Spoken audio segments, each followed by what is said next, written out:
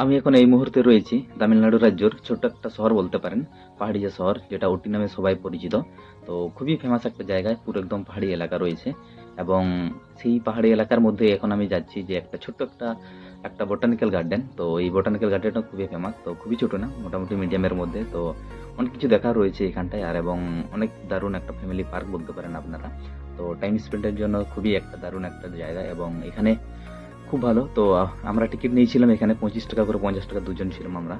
তো এটা হচ্ছে সামনে যেটা দেখতে পাচ্ছেন, সুন্দর এবং সুন্দর এখানে কটেজ টাইপ রয়েছে। তো আপনারা এখানে দারুণভাবে ঘুরে দেখতে পারেন। আর চলো একটু ঘুরাই, আর তোমরা একটু দেখতে থাকো।